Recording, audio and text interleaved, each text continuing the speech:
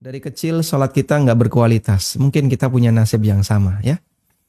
Saya, Anda, dan beberapa jamaah yang lain barangkali juga punya kondisi yang sama. Saya bisa sholat dengan betul-betul menyesuaikan dalil itu setelah membaca buku Sifat Sholat Nabi SAW karya Syalbani. Sebelum itu mungkin nasib sholat saya sama seperti yang lain.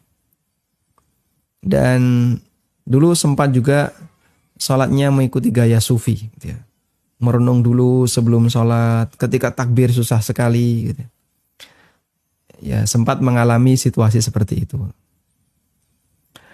Terus bagaimana dengan sholat-sholat kita di masa silam yang mungkin ada yang amburadul, ada yang nggak tumak nina, ada yang hilang khusyuk 100%, ada yang nggak karuan. Ada seorang sahabat yang datang masuk masjid. Nama hadisnya adalah hadis musik fi sholatihi. Ya. Lalu sahabat ini melakukan sholat. Selesai sholat, menghampiri Nabi SAW. Lalu Nabi SAW minta apa?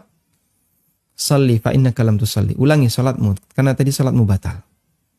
Diulangi sholatnya. Sholat lagi dia, salah lagi. Menghampiri Nabi SAW. Kemudian beliau minta, sholli fa innaka lam tusalli. Ulangi sholatmu, karena sholatmu batal. Itu sampai 3 kali. Setelah yang ketiga, sahabat ini mengatakan, Ya Rasulullah, ma uhsinu ghaira dhak, fa'alimni. Ya Rasulullah, saya nggak bisa sholat yang lebih baik dibandingkan itu. Tolong ajari aku. Akhirnya diajari oleh Nabi SAW, sholat minimal yang berstatus sah. Kalau kurang dari itu batal. Dan penyakitnya orang ini adalah dia tidak membaca, dia tidak tumak nina. Nah, dalam hadis itu Nabi SAW tidak menyuruh orang ini untuk mengulangi sholat dia yang sudah lampau. Padahal dia mengatakan bagaimana? Ma uhsinu ghaira dhak. Aku nggak bisa sholat yang lebih baik dibandingkan ini. Berarti sholat dia selama sebelum ketemu Nabi SAW ini, sholatnya ya nggak karuan. Yang dihukumi batal oleh Rasulullah SAW. Tapi beliau tidak perintahkan agar dia mengulang sholat di masa silam. Ada juga orang yang ketemu Hudzaifah ibn Yaman. Sholatnya nggak tumak nina. Lalu ditanya oleh Hudzaifah, sudah berapa lama sholat kayak gini? 40 tahun. Kata orang tadi. Masya Allah. Kalau kamu mati sholatmu kayak gini, mutta ala ghairi millati Muhammadin sallallahu alaihi wasallam. Kamu mati dalam kondisi di luar agama Muhammad sallallahu alaihi wasallam. Subhanallah. Bahaya ya.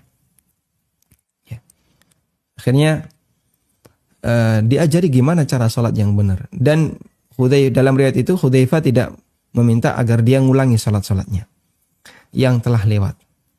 Sehingga yang diulangi hanya sholat yang waktunya masih ada.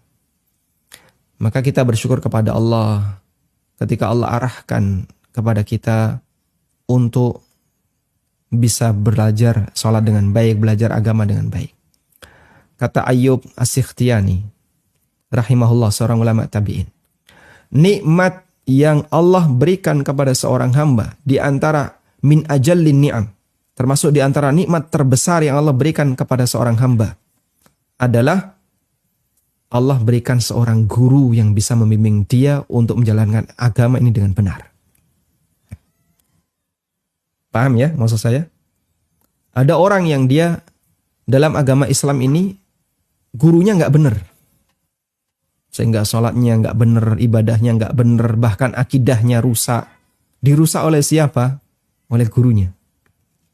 Maka bagian dari nikmat Allah, ketika ada orang sudah dikasih oleh Allah hidayah Islam, Allah berikan dia seorang guru yang bisa membimbing dia untuk belajar agama ini dengan benar.